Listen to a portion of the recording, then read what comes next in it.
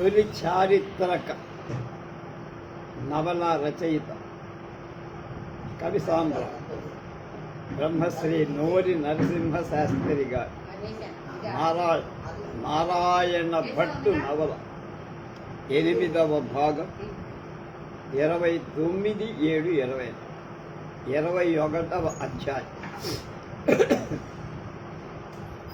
వైశ్య ప్రముఖులలో గురునాథ శ్రేష్ఠి అతని గురించి చెప్తున్నారు. నిన్న మనకి గురునాథ శ్రేష్ఠికి సామాన్యంగా కోపం రాదు. వచ్చిందంటే అది బయటికి, ఒకవేళ వచ్చినా బయటికి వ్యక్తం చేయాలి.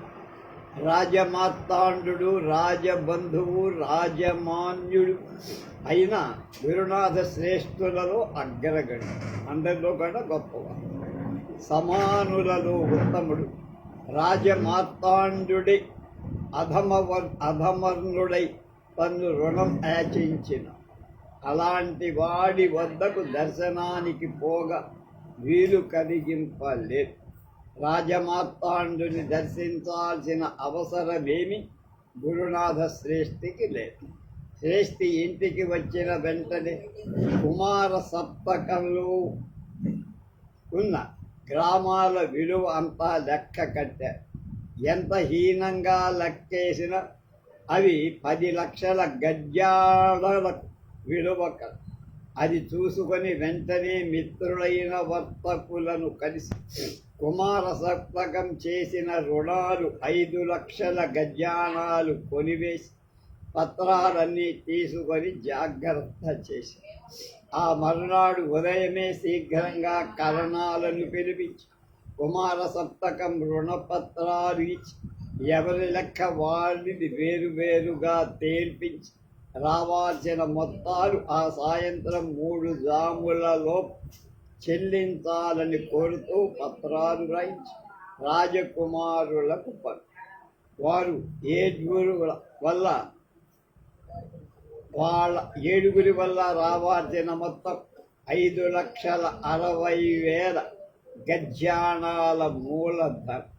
అందుపై కాలికాభివృద్ధి అంటే ఇంటరెస్ట్ వడ్డీ 4,400 గంజా. మల్లప్ప ఇంకా సంఘారామంలో చికిత్స పొందుతున్నందువల్ల అతనికి, సంఘారామానికి మిగిలిన 6గురికి వారి మందిరాలకు పత్రాలు పంపించారు, నోటీసులు అన్నారు. చికిత్సాలయంలో ఉన్న మల్లప్ప పత్రం వెంటనే తీసుకున్నాడు. కానీ మిగిలిన వాడు గురునాథుడు పంపిన క్షమాపణ పత్రాలని తలచి వార్తాహరులకు అసలు దర్శనమే ఇవ్వరు. వార్తాహరులు ఆ మాట శ్రేష్ఠికి చెప్పి అప్పుడు వెంటనే వాళ్ళని మళ్ళీ పంపుతూ ఈసారి దర్శనం ఇవ్వకపోతే వారి ద్వారబంధాలకు పత్రాలు కట్టి రండి. వార్తాహరుడు గజలాడుతూ బయలుదేరి ఈ వ్యవధానంలో మల్లప్ప పత్రం అందుకొని వెంటనే సోదరులకు వార్త. అది తెలిసికున్న రాజపుత్రుడు అందరూ తెల్లపోయి శ్రేష్ఠి వార్తాహరుడు భయపడుతూ రాజపుత్రుల మందిర ద్వారాన్ని సమీపించారు. కానీ వారి మారు ద్వారాల వద్ద నిలిచినదే వ్యవధిగా లోపల నుండి రమ్మని అనుజ్ఞలు వచ్చాయి.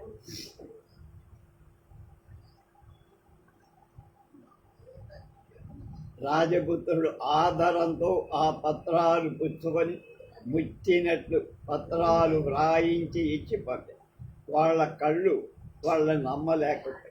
వార్తాహరులను పంపేసిన తరువాత రాజపుత్రులు 6గురు రాజమార్తాండుడి భవనంలో కూర్చొని కిందటి రోజు జరిగినదంతా తెలుసుకొని ఇప్పుడు వాళ్ళు ఏం చెయ్యాలి, ఇంత స్వల్ప వ్యవధానంలో ఎంత డబ్బు ఎక్కడ పోయి.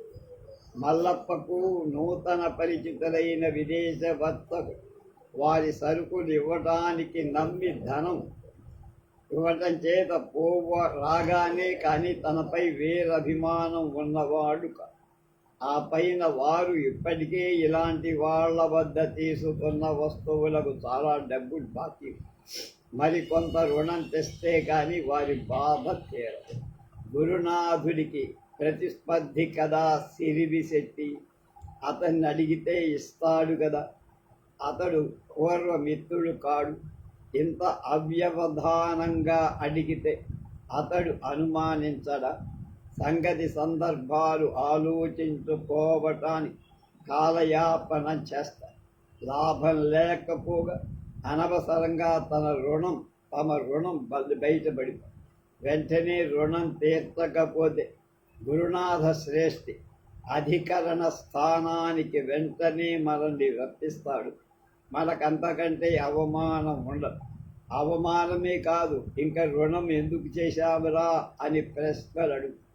ఆ పైన అపనిందలు పెరుగు. అది కాక కామరాజపుత్రుడిపై రాజసభలో తీవ్ర నింద విచారణలో శ్రేష్ఠిని మంచి చేసుకోవటమే మంచి పద్ధతి అనుకున్నారు శివ. వాళ్ళంతటా వాళ్ళు గురునాథ శ్రేష్ఠిని ఒక్కసారి వచ్చి పోవాలని గౌరవంగా సేవకుడి చేత వార్త.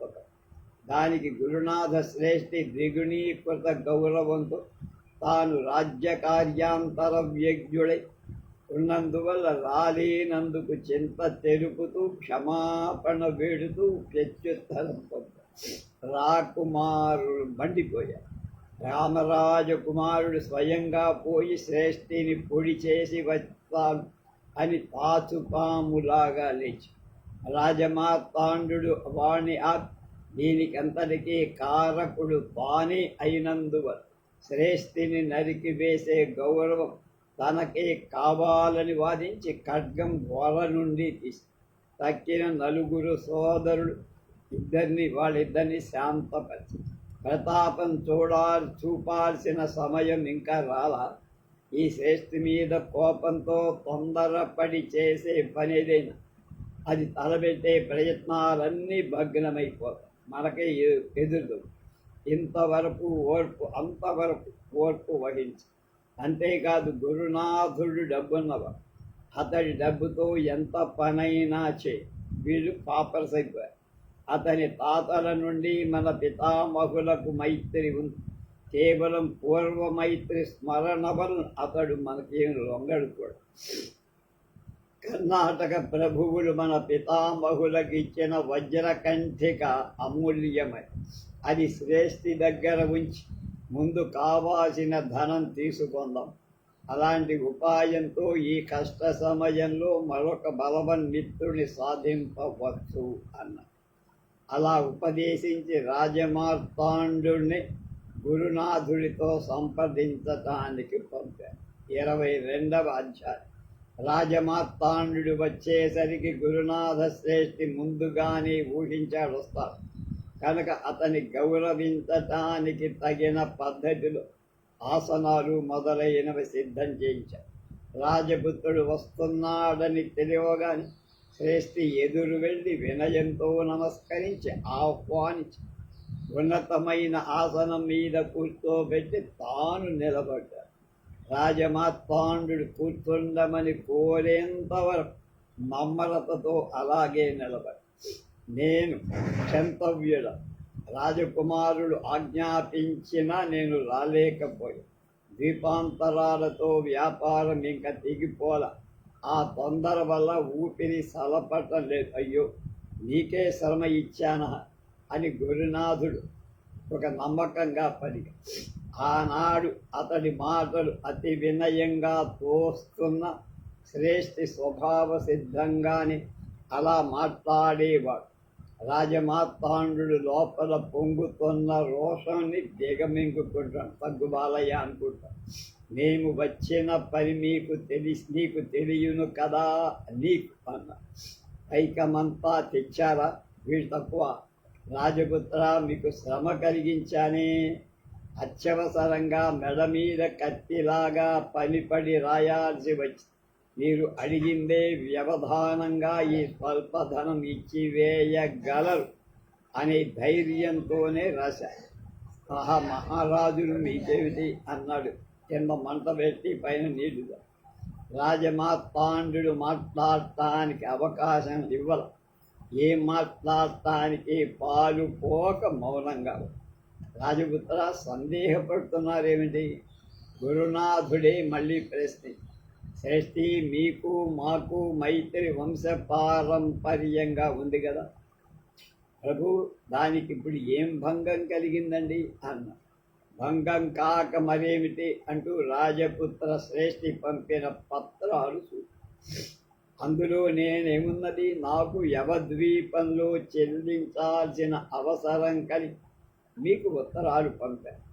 ఆ నౌక మోసల పట్టణంలో వారం రోజుల్లో బయలుదేరుతారు.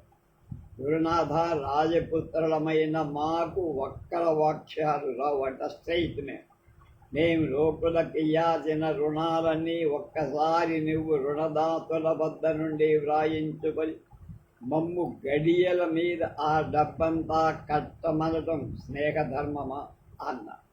అయ్యో మహారాజా, అలా అంటారేమి? మీరు సర్వసమర్థుడు.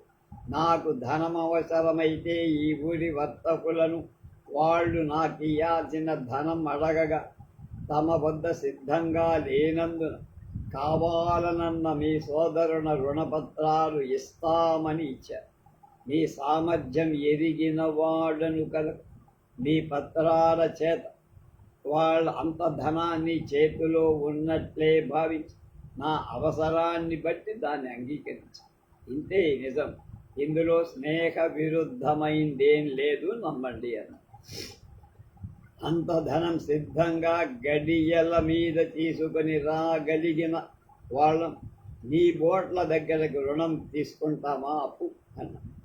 తప్పున శ్రేష్ఠి ఆ మాటకు అడ్డు వచ్చి, అంత మాట ప్రభు అన్న.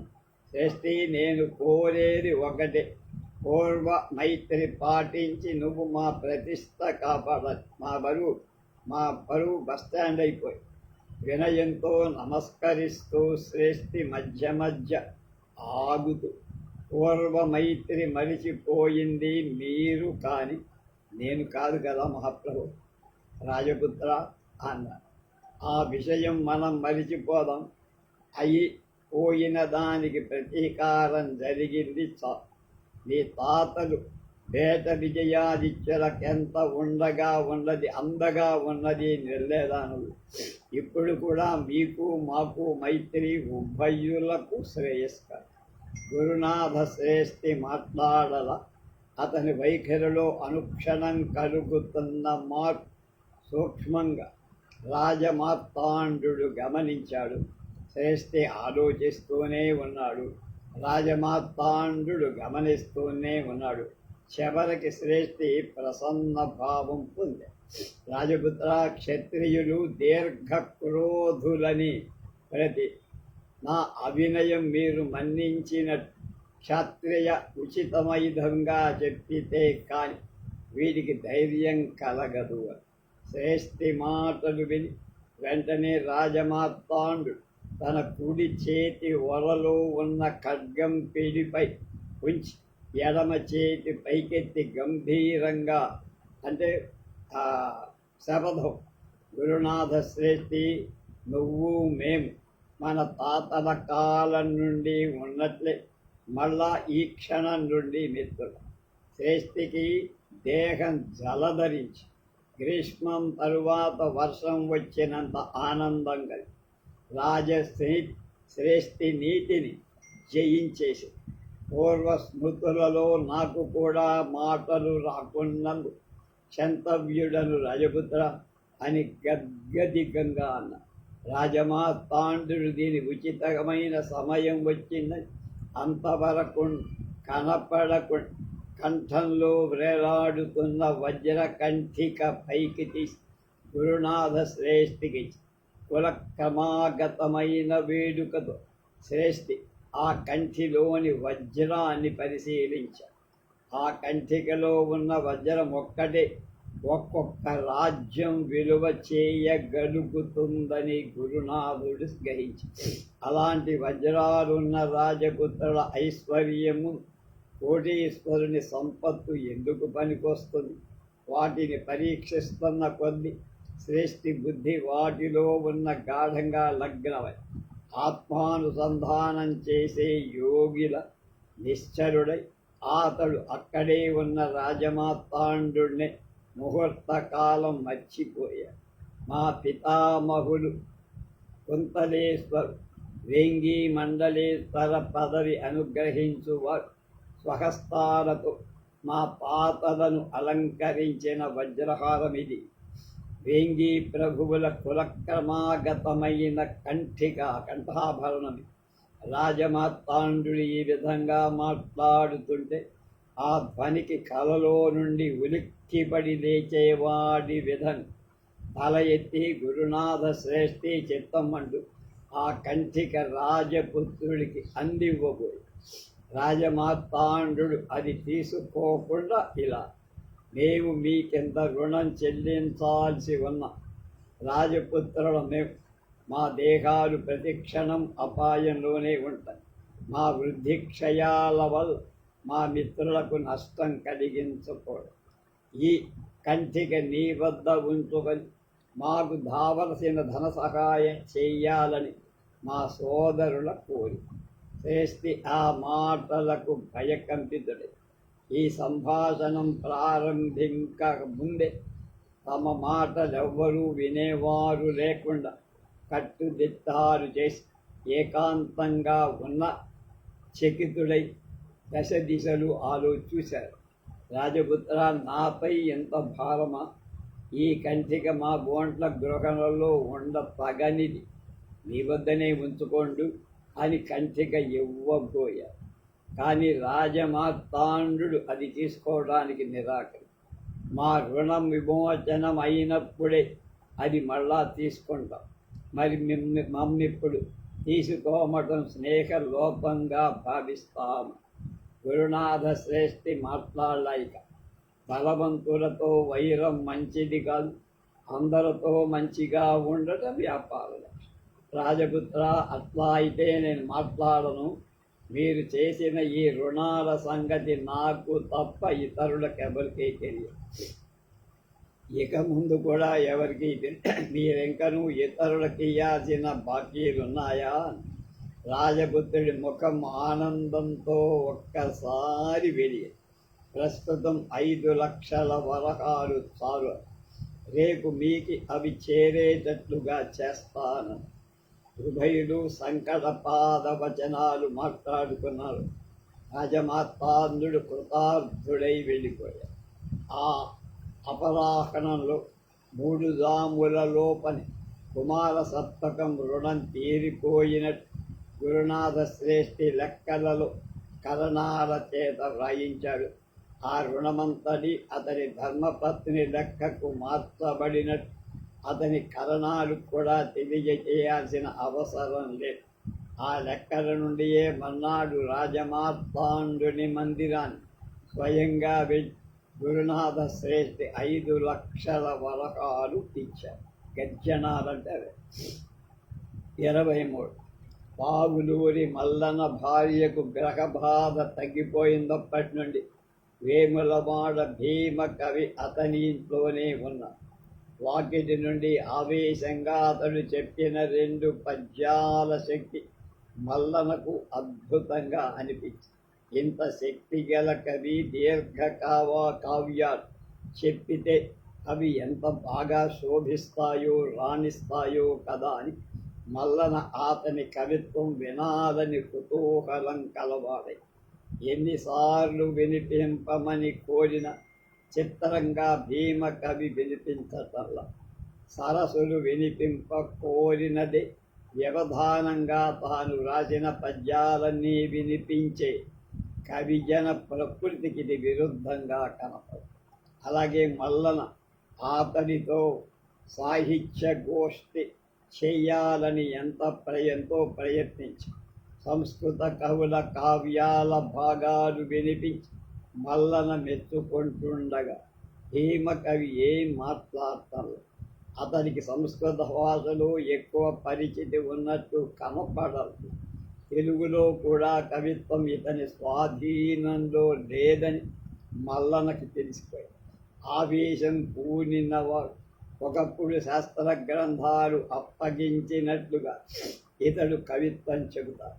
ఆ చెప్పిన పద్యం ఆవేశం అణగారిన తర్వాత అతనికి స్మృతిలో ఉంటుందో ఉండదో కూడా మల్లనకు అనుమానం. కాని భీమన ఒకమారు నన్నయ్య భట్టారకులను దర్శింప పోదామని అడుగు. మరొకసారి రాజరాజు కొలువుకుని పోవాలనిపిస్తుంది. కానీ ఎలా?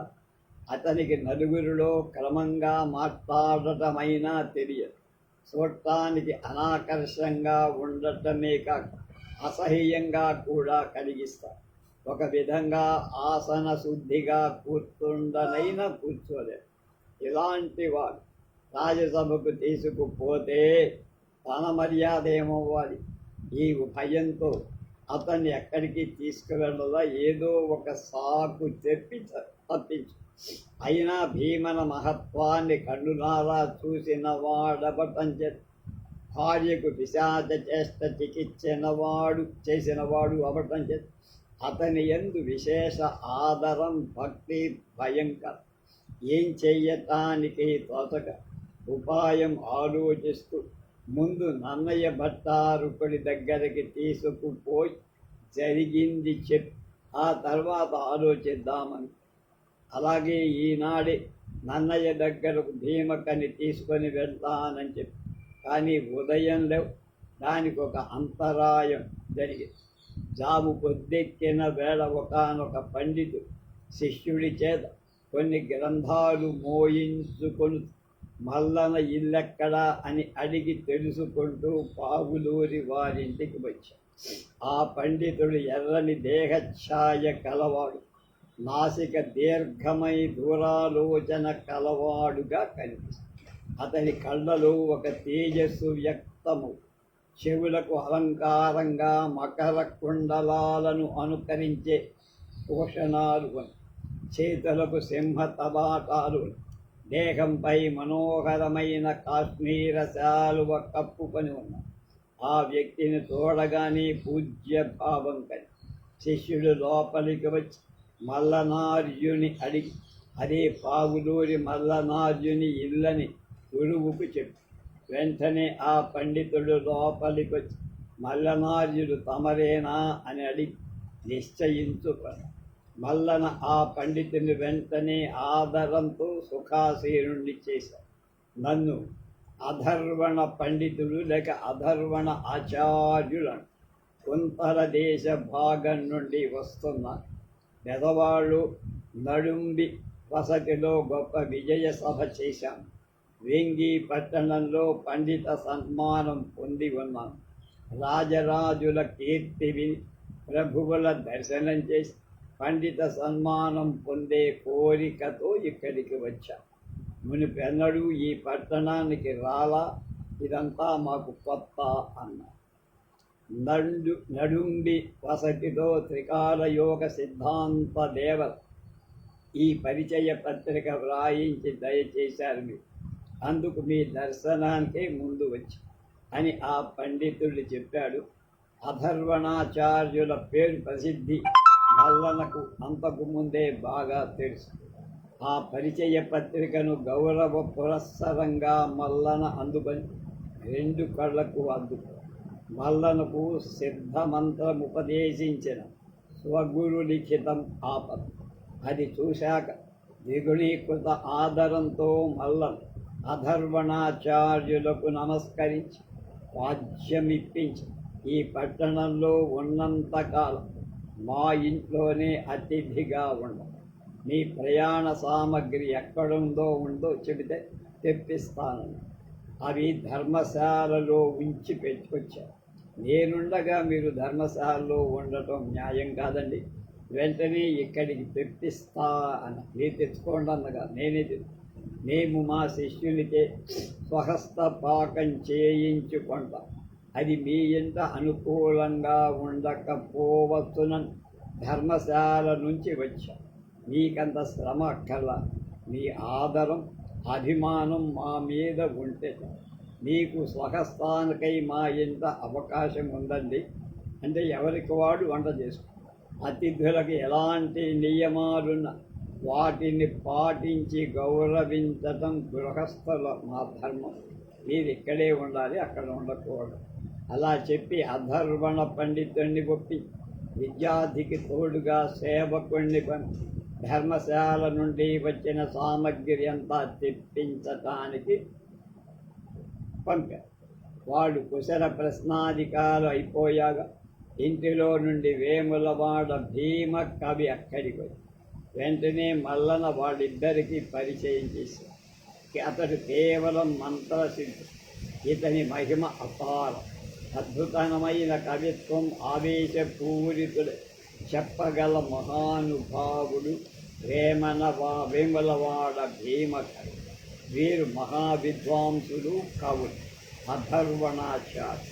వెంటనే భీమకవి అధర్వణుడికి భక్తిపూర్వకంగా వందనం చేసి, మహాత్మా, నాకు ఆ వేములవాడ భీమేశ్వర స్వామి ప్రసాదమే కాదు, వేరుగా మంత్రసిద్ధి ఏం లేదు అన్నారు. అప్పుడు అధ్యాహ్నం భోజనం తరువాత విశ్రాంతి తీసుకున్న తరువాత మల్లన అధర్వణులకు రాజరాజేంద్రుని విజ్ఞతయు అక్కడి ఆస్థానంలోని పండితులు, కవుల ప్రస్తావన జరిగింది. ముందు ఈ రాజరాజ సభలో తన విద్యా వైదుష్యం ప్రదర్శించి సన్మానం పొంది, చోళరాజ సభలో తన విద్యా సన్మానం పొంది చోళ చక్రవర్తుల దర్శనం కూడా చేసి కృతార్థత పొందాలని తన ఆశయంగా అధర్వణాచార్యుడు మల్లన అక్కడి విద్వాంసులను వర్ణిస్తూ, ఛేదమార్యుడొక్కడు ఎలాంటి మోమాటాలు లేని మహామీమాంసకుడని, అతనికి రాజసభలో విశేష గౌరవం కలదని కవులలో అవిరళ జపహోమ తత్పరుడైన నన్నయ భట్టారకుణ్ణి ప్రశంసించి అప్పుడు ఇలా అన్నారు. రాజరాజ మహేంద్ర మహారాజ్ కవి పండితాభిమాని సరస్సు అయినా మీరు చక్రవర్తుల సమ్మానం అభిలషిస్తే మీరు పట్టమహిషి అంబంగ మహాదేవిని దర్శించటం మంచిది. ఆమె చక్కని విదుషీమణి. అధరుడు రాజమాత కుంద మహాదేవికి ప్రత్యేకంగా బెజవాడ మఠం నుండి ఒక ప్రశంసాపూర్వక పరిచయ పత్రం పొంది తెచ్చాను. ఆ పత్ర సహాయంతో ఆమె దర్శనం కూడా శీఘ్రంగానే జరుగుతుందనుకుంది. కుందమన మహాదేవి వృద్ధురాలు, పూర్వకాలపు మనిషి. ఆమెకు ఆశ్రితులందరూ అభిమానమే. కానీ అంబంగదేవి అనుగ్రహం సంపాదింపగలిగిన వాడు అదృష్టవాడు. ఆమె ఎలాంటి వాళ్ళ మీద అభిమానం అని అదంతా సులభంగా ఏం నిర్వచించలేను. ఆమెకు విద్వాంసులందరి మీద సామాన్యంగా అనుగ్రహమై ఉంది. కానీ ఆమె విశేష అనుగ్రహం కేవలం విద్వత్తు చాలు. మనుష్యుల అంతరంగాలు, స్వభావాలు గ్రహించటం ఆమెకు ఒక దివ్య దృష్టి వంటిది ఏదో ఉందని అంటారు అందరు. అంటే అన్నాడు అధర్వణాలు, అదంతా వివరించడం కష్టం స్వామి. ఈ మధ్య ఒక చిత్రమైన వ్యక్తి ఇక్కడికి వచ్చి, అతనిది నటనయో నిజమో తెలియదు కానీ నత్తిగా మాట్లాడు. మొదట అతన్ని చూసినప్పుడు మేమెవరం పండితుడు అనుకో, కానీ తర్వాత చూడగా అతనికి రాని భాష లేదనిపించి అనేక భాషల్లో అనర్గళంగా కవిత్వం చెబుతారు. అతని ముఖం చూసినప్పటి నుండి అమ్మంగ మహాదేవి అతనిపై అనుగ్రహం పెరిగి అతన్ని అన్ని విధాలుగా రక్షిస్తున్నారు. అతని పేరు నారాయణ భట్టు కదా అన్నాడు అధరు. పేరు తెలియదు, నన్ని అని పరిహాస నామం అతనికి ఉన్నట్టు తెలిసి. ఎలా ఉంటాడు? దృఢకాయుడు, తామన ఛాయ దేహం, అశ్వవిద్యలో కూడా నిష్ణాతుడు, మంత్ర ప్రయోగ దక్షుడు, కర్ణాటక సాహిత్యంలో నిధి. కవుల పూర్వ చరిత్రలు కూడా అతడు ఎదిగినట్టుగా అనిపిస్తోంది. అధర్వణుడు, నీకు సందేహం ఎందుకండి? అతడు తప్పక నారాయణ భట్టే. అతడిక్కడికి వచ్చి గౌరవం పొందుతున్నాడా?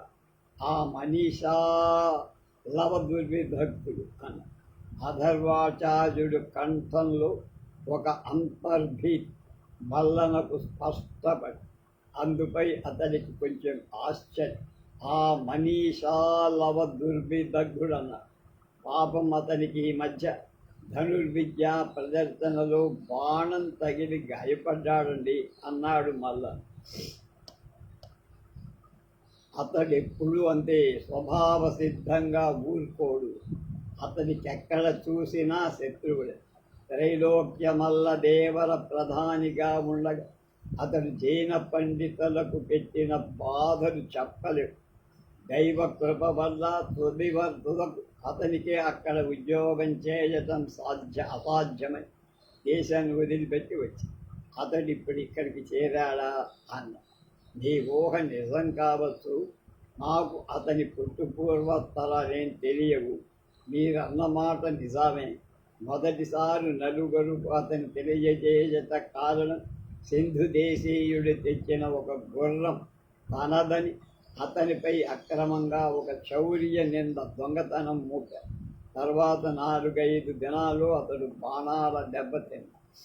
అవును, అతడంటే సందేహం ఎందుకు? మనకు సన్మానం చేయటం అతనికి ఇష్టం లేదని కూడా అనేశారు. అతనికి పంప మహాకవి విక్రమార్జున విజయమే సమ్మతం కాకపోయింది అన్నాడు. అక్కడ కూడా అది వ్యాస భారతానికి విరుద్ధమని దూషించేవారు. మాకు అది శ్రవణ కంటకంగా ఉండేదండి. ఇక్కడ కూడా అదే కొట్టున్నాడా అన్నాడు. అంటే అలాగే మాట్లాడు. నేను రాజ్యసభలో విద్యాగోష్ఠిలో పంప మహాకవి విక్రమార్జున విజయాన్ని ప్రస్తావించి వ్యాసుని కథనాన్ని కూడా కొంత మెరుగు పెట్టాడు అన్నాను నేను. ఆ అవకాశం తీసుకొని నన్ను అతడు యక్ష ప్రశ్నలు వేసి నన్ను ఇరుకున పెట్టేసి చెప్పే కదండి అతడు ఎప్పుడు అంతే తెక్క అన్న.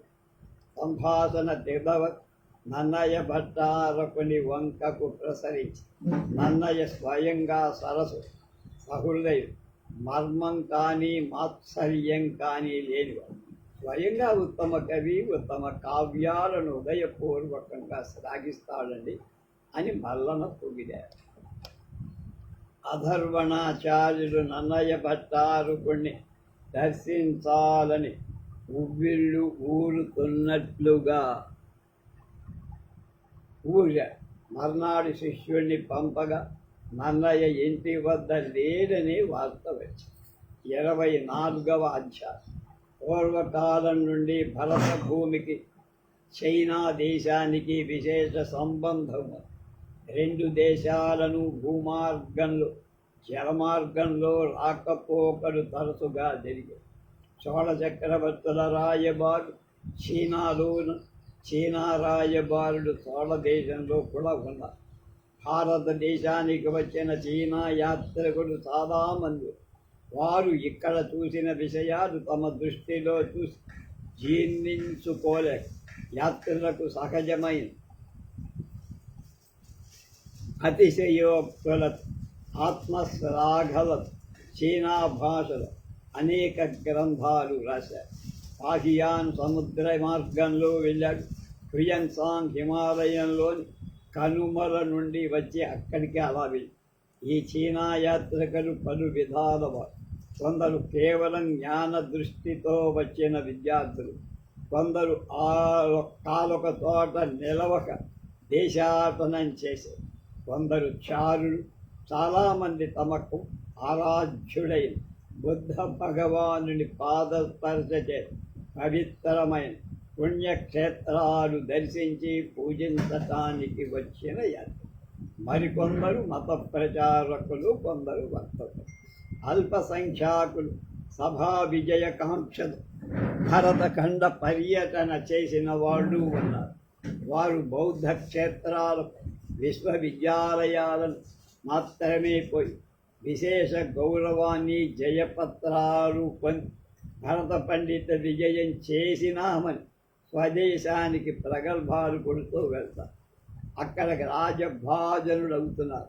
గౌరవాన్ని పొందుతారు. అక్కడికి భరత భూమికి ప్రధానంగా ఉత్తర మార్గాన్ని, పశ్చిమోత్తరం అంటే వాయువ్య మార్గాల్లో ప్రాచ్యోత్తర మార్గాలను బట్టి కొద్దిగా సముద్ర మార్గాల నుండి విదేశీయులు పలువురు దండయాత్ర వల్ల, వర్తకాల వల్ల,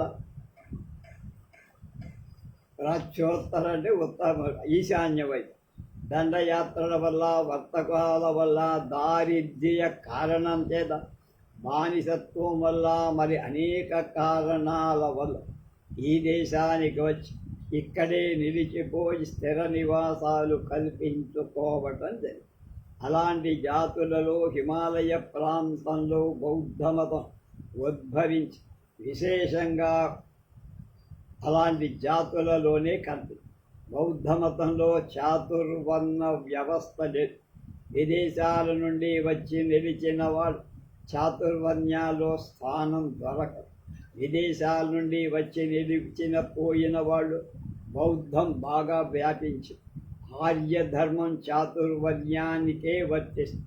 బౌద్ధ ధర్మం సమస్త మానవ జాతికి వర్తించే ధర్మం అని ప్రచారం ఎక్కువై విజాతీయుల్లో పుట్టిన ఈ ధర్మం విజాతీయుల పోషణలు వాళ్ళు బలవంతులై ఉన్న చోట్లల్లా బాగా వృద్ధి చెంది ఆర్య ధర్మాభిమానం విజృంభించినప్పుడల్లా బౌద్ధానుయాయులు విజాతీయులను కలిసి దేశ ఉపద్రవాలకు దారితీస్తూ బౌద్ధం అనే పేరు ఉన్నా లేకపోయినా ఆర్యేత ధర్మాలకు సహాయభూతులవుతూ ఉన్న కామలోభాదుల చేత కులభ్రష్టలై ఆర్య సంఘంలో నిలువ నీడలేని చాలామంది భారతీయులు బౌద్ధాన్ని శరణు చొచ్చారు. అలాంటి వారిలో విద్వాంసులైన వాళ్ళు కూడా కొందరు. వాళ్ళు ఆర్య ధర్మాన్ని తారుమారు చేసి ప్రవచనం చేస్తారు. బౌద్ధ ధర్మానికి వైదిక భావన కల్పి ఆర్య ధర్మానుయాయులైన సామాన్య ప్రజలను కూడా ప్రచారం వల్ల బౌద్ధులుగా మారుస్తున్నారు. బౌద్ధ ధర్మానికి ఆ పేరుతో ఆర్య ధర్మానికి స్పర్ధిగా నిలిచి ప్రతిఘటింపగల శక్తి నిశ్శేషమైపోతుందంటే దమ్ము తగ్గిపోయి అందులో కూడా పూర్వమున్న వ్యవస్థలన్నీ పోయాయి.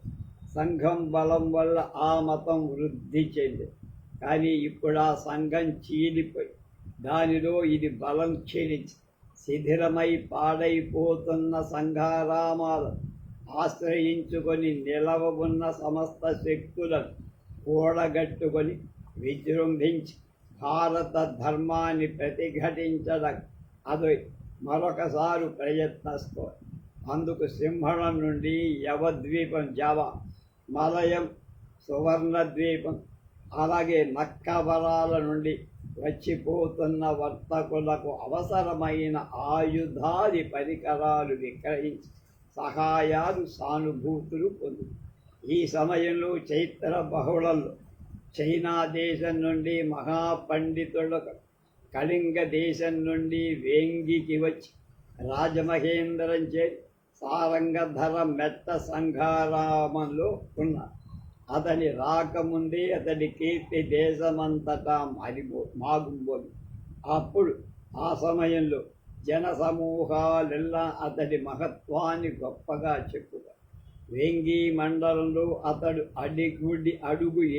అడుగు పెట్టినప్పటి నుండి దారి పొడుగున అతన్ని దర్శించటానికి మూగుతున్న జనులతో కిక్కిరిసిపోతారు. అతని దర్శనం చేసినంత మాత్రంతోనే ధన్యులం అవుతున్నామని దూర భాగాల నుండి కూడా ప్రజలు తండోపతండాలుగా వస్తారు. అతడు నడిచిపోయిన పిమ్మట అక్కడి ధూళిని కొందరు శిరస్సు ధరిస్తున్నారు. కొందరు ఆ ధూళిని సగౌరవంగా పదిలపరి తమ వెంట ఇళ్లకు తీసుకువెళ్ళిపోతారు. ఆపై అతని పాదాలు కింద పెట్టడమే అవకాశం లేక జనసమూహం అతనికి అడుగులకు మడుగులొత్తుతారు. ఆ యాత్రికుడు చైనా దేశంలో ఎలా మహాసంపన్న కుటుంబంలో పుట్టాడు. కానీ ఆ సంపద అంతా అతడు తృణీకరించి పూర్వం శాక్య గౌతముడు రాజ్యాన్ని వదిలినట్టే వదిలేసి త్రిశరణాలతో ఉపసంపద స్వీకరించి అతడు హిమాలయ ప్రాంతాలలో 250 ధర్మ ఉద్ధరణకై తపస్సు చేసి గురూపదిష్టమైన సిద్ధిపడి లోకోపకారార్థం ఈ భారత భూమిలో సంచరిస్తుంది. అతడి శిరస్సునే కాక కనుబొమ్మలు కూడా ముండనం చేసుకోండి, అంటే కనుబొమ్మలు కూడా గీస్తారు. అతడు కట్టిన పుట్టాలు పీతవర్ణంతో పసుపు రంగుతో ధగధగల అతని దేహఛాయ మెరుస్తున్న ఇత్తడి వర్ణాన్ని అనుకరిస్తూ దానిపై కట్టిన అతని పీత కౌశేయాలు అతని శరీర కాంతికి అపూర్వ శోభ కలిగి ప్రణయ ప్రయాణ కాలంలో అతడు ఎలాంటి వాహనాలు ఎక్కడు, ఎంత దూరమైనా కాలి నడక, వెంట పరివారం ఉండదు, వస్త్రాలు కూడా మారు జత, ఇంకొక జత తప్ప ఇంకేమీ ఉండదు. అతని వెంట తెచ్చుకున్న గ్రంథజాలం మోయటానికి మాత్రం ఒక కంచర గాడిద వెంట వస్తుంది. జన సమూహమే పరివారం అయినందు ఆ కంచర గాడిద అతని పుస్తకాలతో అతని వెంట సురక్షితంగా వస్తుంది.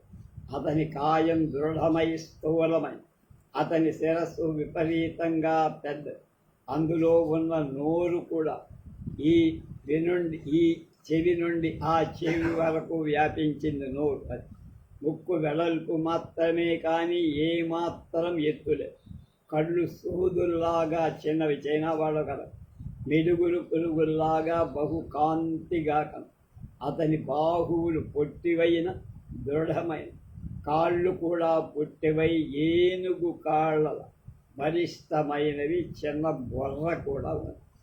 చెవులకు పెద్ద కడియాల వంటి పోగులు ధరించాడు. అతని మెడలో మనుష్యాస్తులతో చేసిన అక్షమాల ఉంది, అంటే ఎముకలు. దాని కొలికి పోసగా చిన్న మనుష్య కపాలం కూడా ఒకటి. అతడు విసురుకోవటానికి వాల వ్యజనం ఒకటి ఎప్పుడూ చేతిలో ధరిస్తాడు. అతడు పాదాలకు పలుచని పాదరక్షలు. అతడు ప్రయాణ సమయంలో అవసరమైన వస్తువులను ఉంచడానికి తన వీపులని వెదురుతో చేసిన పేటిక వంటి దానిని నడిచేటప్పుడు తగిలించుకో. దానిని ఒక పక్కన విచ్చిన ఛత్రం ఒకటి గొడుగు కట్టి ఉంది. ఈ విధంగా అతని వర్షాతపముల బాధపడ్డది ఎండావాన. అతని త్రిపిటకాలు హృద్గతాలట, అంటే వాళ్ళకున్న పవిత్ర గ్రంథాలు త్రిపిటక, అవన్నీ అతని కంఠదాలు. చీనా దేశీయులు ఎదిగిన సమస్త శాస్త్రాలు అతడు సమగ్రంగా తెలిసి అక్కడ సాటి లేని పండితుడుగా ప్రసిద్ధి. హిమాలయ పార్శ్వాలలో తపస్సు చేసే తరుణలు అతడు సంస్కృతం నేర్చి సమస్త శాస్త్రాలు ఏకదీక్షతో విద్వాంసుల వద్ద నేర్చారు. ఉత్తర దేశంలో అతన్ని ఎదిరి సభలో నిలవగల భారతీయ విద్వాంసుడే లేకపోయాడు. కానీ అతడు పండితులతో వాదించే సమయంలో తప్ప ఇతర వేళలో ఎక్కువ మాట్లాడు. అతడి కన్నులేదో అలౌకిక విషయాన్ని దర్శిస్తున్నట్లు, చెవులేదో ఎక్కడో ఉన్న శబ్దాన్ని వింటున్నట్టు కనిపిస్తుంది. అతడెప్పుడూ పరధ్యానంలో ఉన్నవాడిలా కనిపిస్తుంది. అంత పరమశాంతుడు కలడా అనిపిస్తుంది. అతన్ని చూడగానే పిశాచగ్రస్తులు కేకవేసి పారిపోరు.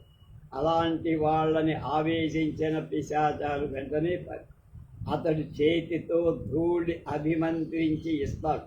దుమ్ము తీర్థం స్పృశించి ఇచ్చిన సమస్త జాడ్యాలు తొలగి.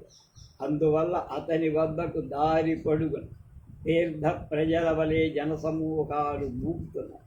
స్త్రీ పురుష, చిన్న పెద్ద, మరణం దగ్గర కొన్నవాడు, మూగ, కుంటి, గుడ్డి, అనేక రకాల మనుష్యులు అతని దర్శనానికి అతనికి అతడు కరుణా సముద్రులాగా అందరికి కనపడు. అతని కటాక్ష ప్రసారం చేతనే జబ్బులన్నీ ఇది అంత బయట జబ్బులు లోపలి రెండూ కూడా ఆది వ్యాధులు తొలగిపోతాయని చెబుతూ ఉంటారు. ఆ విశ్వాసం బాగా పెరిగి అలాంటి మహనీయుడు వేంగి మండలానికి నాయక మడింపోలే రాజమహేంద్రం వచ్చాడని వేంగి మండలంలోని సామాన్య జనం అక్కడ మొక్కుకుంటాడా మూగారు. అతడు విడిసి ఉన్న సారంగధరుడి మెట్ట సంఘారాములు దర్శనానికి వచ్చే వాళ్ళ సంఖ్య లెక్కలేదు. అతని దర్శనానికి అక్కడ బౌద్ధ ధర్మ అనుయాయులే కాదు, 4 వర్ణాల జనులు కూడా ఆకర్షింపబడి మహానుభావుణ్ణి దర్శించి నమస్కరించి కృతార్థత పొందామని భావిస్తారు. అతడు సంఘారామౌకే వచ్చిన 2 రోజులకు రాజమహేంద్రవర పట్టణమంతా వివాద పత్రికలు పంచిపె. గౌతమ బుద్ధుడు లోకానికి ఉపదేశించిన ధర్మమే ధర్మం, ఇతర ధర్మాలు కృత్రిమం. ఈ ప్రతిజ్ఞ ఖండింపగలవ. ఏ క్షణంనైనా సంఘారామంలో చీనా పండితులతో వాదించరు. వైశాఖ శుద్ధ పూర్ణిమ బుద్ధ జయంతి నాడు ఈ ఆహ్వానం అంగీకరించి ఎవరైనా వాదానికి రాకపోతే బౌద్ధవాదం జయం పొందినట్లుగా విజ్ఞులు భావించి బుద్ధ జయంతి నాటి అర్ధరాత్రంలో చీనా పండితుడికి జయపత్రిక అందజేస్తారు. ఆ పత్రికలలో ఇలాంటి వివాద ఆహ్వానం, ఇలాంటి వాద పత్రికలు అనేకం వచ్చాయి. అందంగా పెద్ద అక్షరాలతో గోడల మీద వాల్పేపర్స్ అంటించి చతుష్పథాలు అంటే క్రాస్ రోడ్స్లో ఫలకాలు ప్రదర్శించారు. జనులు కూడిన స్థలాలు అనేక విధాలుగా విరివిగా ఇవన్నీ పంచి. అంతేకాదు పండితులకు ఈ పత్రికలు ప్రత్యేకంగా పంపారు. నన్నయ్య, భీమన, చిదమార్యుడు ఈ పత్రాలు అందుకున్న వాళ్ళలో వేద నిందకులతో వాదించటే దోషమని వాడు ఉపేక్షించాడు. పావులూరి మల్లనకు, అధర్వణాచార్యులకు కూడా ఈ పత్రం ఎందుకో రాల. వజ్జీయ ప్రగ్గడ వద్దకు భిక్షార్థం వస్తున్న బౌద్ధ శ్రమణులకు వాళ్ళిద్దరికి కూడా పత్రాలు అందించారు. తన ప్రతిభ ప్రకటించుకోవటానికి అవకాశం చూస్తున్న అధర్వణాచార్యుడు అది చూడగానే పత్రిక పంపాడు. బౌద్ధ ధర్మం క్షణికం, తుచ్చం, జైన స్వాద్వివాదం ఉపాధేయం. ఈ ప్రతిజ్ఞ మేము నిర్వహించగలం. సభ ఏర్పాటు చేసి సభా నియమాలు నిర్ణయించాలి. ఎప్పుడైనా మేము వాదానికి సిద్ధం. అధర్వణాచార్య ఈ పత్రిక చీనా పండితుడికి పంపి పట్టణమంతా ప్రకటింపచేశారు. ఒక్కసారిగా పావులూరి మల్లన గృహాంగణం జైన జనంతో నిండిపోయి 25వ అధ్యాయంలో ఏ కొత్త సంగతి చెబుతారో చూద్దాం.